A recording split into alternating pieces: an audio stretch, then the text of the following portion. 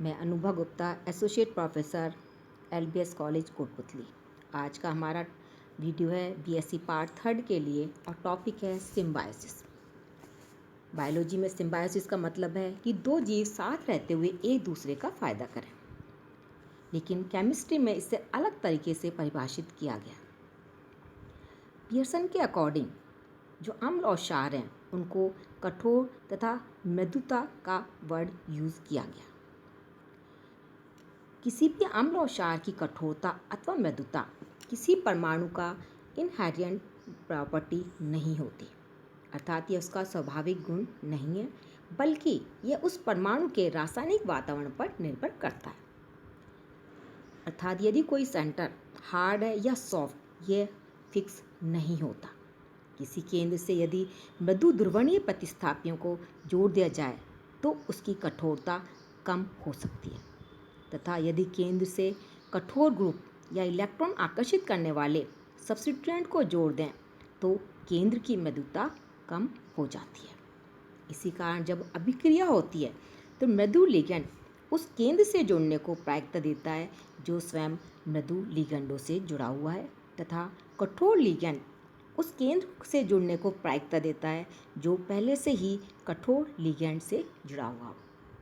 जॉर्डसन ने इस फिनोमिना को या इस प्रवृत्ति को सिम्बायोसिस का नाम दिया या सिम्बायोसिस कहा। और इस सिम्बायोसिस के आधार पर हम यौगिकों के मिश्रित प्रतिस्थापन की अपेक्षा सममित प्रतिस्थापन की वरीयता को समझाया जा सकता है। इसका मतलब यदि किसी हार्ड केंद्र से हम सॉफ्ट ग्रुप जोड़ देंगे तो उसकी कठोरता कम हो जाएगी। हम इसे कुछ एग्जाम्पल्स के द्वारा समझाया जा सकता है। फर्स्ट एग्जाम्पल हमने लिया है BF3 की। हम फ्लोराइड के साथ रिएक्शन कराते हैं तो BF4 आयन बनता है। इस तरह BH3 की हम H- के साथ रिएक्शन कराते हैं तो BH4- आयन बनता है, और ये दोनों ही आयन स्थायी होते हैं। BF4 में फ्लोराइड एक हार्ड लिगैंड है और ये B+3 को और हार्ड कर देता है, इसलिए BF3 एक हार्ड एसिड है। और जब फ्लोराइड से रिएक्शन करता है क्योंकि जो कि स्वयं एक हार्ड बेस है तो स्टेबल कॉम्प्लेक्स बन जाता है।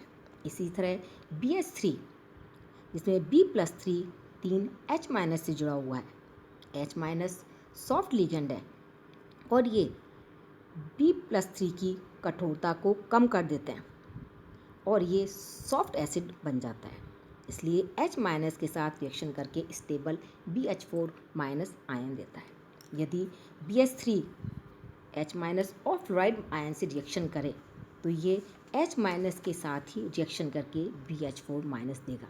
ये H- के साथ एडिशन को प्रायिकता देगा। दूसरा एग्जाम्पल हम ले रहे हैं जिसमें हम लिंकेज आइसोमर की अपेक्षित स्थायित्व को समझा सकते हैं।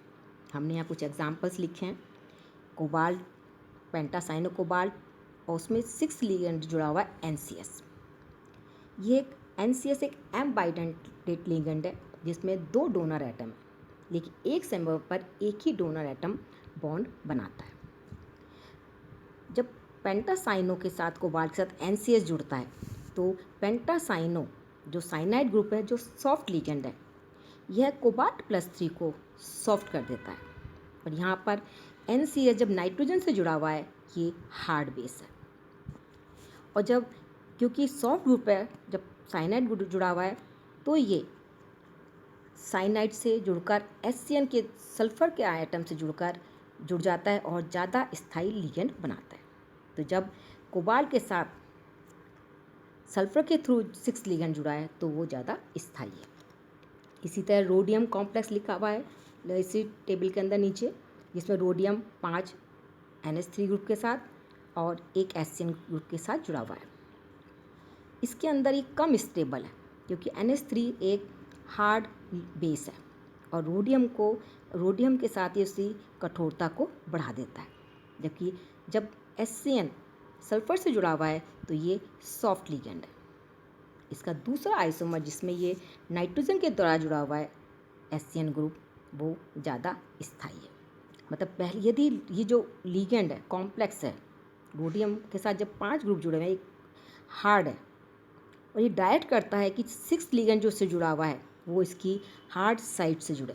तो इसलिए जो नेक्स्ट कॉम्प्लेक्स है इसका, जिसमें नाइट्रोजन के थ्रू जुड़ा हुआ है, वो ज़्यादा स्थायी है। तो इससे हम लिंकेज आइसोमर की स्टेबिलिटी को समझा सकते हैं। थर्ड एग्जाम्पल हमने कोबाल्ट कॉम्प्लेक्स लिया, इसमें 5 NH3 ग्रुप और एक फ्लोराइड ग्रुप जुड़ा हुआ है। इसकी स्टेबिलिटी नेक्स्ट इसके कॉम्प्लेक्स जिसमें फ्लोराइड की जगह आयोडाइड है उससे ज़्यादा स्थायी है, क्योंकि अमोनिया ग्रुप जो हार्ड लिगेंड है और फ्लोराइड भी एक हार्ड लिगेंड है, जबकि जब आयोडाइड से जुड़ता है तो ये सॉफ्ट लिगेंड है। तो इसीलिए जो फर्स्ट कॉम्प्लेक्स है उसमें फ्लोराइड से जुड़ा हुआ है वो ज़्यादा स्थायी है। फोर्थ हमने एग्जाम्पल लिया है कोबाल्ट+3 एक सीमावर्ती अम्ल है, जबकि साइनाइड ग्रुप के साथ जुड़ने के बाद ये मृदु अम्ल हो जाता है। कोबाल्ट+3 बॉर्डर लाइन पर है क्योंकि साइनाइड ग्रुप एक सॉफ्ट लिगेंड है और ये सॉफ्ट लिगेंड इसकी कठोरता को और कम कर देता है, जिसके कारण ये मृदु अम्ल हो जाता है।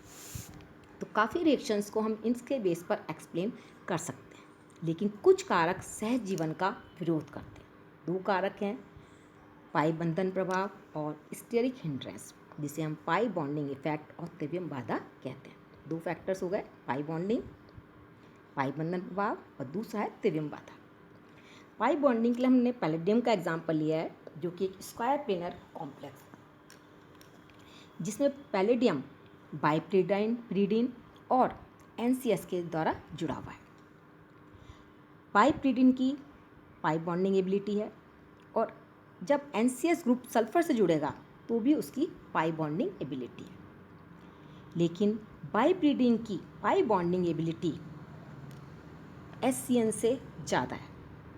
तो यहाँ पर पैलेडियम एक सॉफ्ट लिगेंड से जुड़ा हुआ है और दूसरा लिगेंड जो है वो नाइट्रोजन के थ्रू जुड़ा हुआ है, जो कि हार्ड है।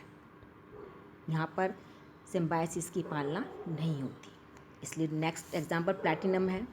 वहाँ पर ट्राइल्काइल फास्फीन ग्रुप हैं 2 और 2 NCS है जिसमें वो नाइट्रोजन से जुड़ा हुआ है, क्योंकि प्रिडीन की ट्राइल्काइल फास्फीन की pi bonding ability sulphur atom से ज़्यादा है। तो यहाँ पर भी ये रूल फॉलो नहीं होता। दूसरा एग्जाम्पल हम लिया है हमने स्टेरिक हिंड्रेंस के लिए। स्टेरिक हिंड्रेंस से मतलब है कि यदि किसी सेंटर पर बहुत बड़े ग्रुप जुड़े हुए हैं तो आने वाला ग्रुप कैसे जुड़ेगा, क्योंकि उससे उसके लिए बाधा उत्पन्न होगी। तो यदि बड़ा ग्रुप जुड़ा हुआ है तो उस कंडीशन के अंदर वो इस तरह से जुड़ेगा कि स्टेरिक हिंड्रेंस कम से कम हो, रिपल्शन कम से कम हो। यदि NO2 ग्रुप है तो NO2 ग्रुप ऑक्सीजन के थ्रू भी जुड़ सकता है और नाइट्रोजन के द्वारा भी जुड़ सकता है, लेकिन जब ऑक्सीजन से जुड़ेगा तो वहाँ पर स्टेरिक हिंड्रेंस कम होगा और कॉम्प्लेक्स स्थायी होगा। जबकि ये नाइट्रो की तरह जुड़ेगा, नाइट्रोजन के थ्रू जुड़ेगा, तो वहाँ पर रिपल्शन ज़्यादा होगा और स्टेबिलिटी कम होगी। इस तरह से हम HSAB में सिम्बायोसिस को एक्सप्लेन कर सकते हैं। Thank you.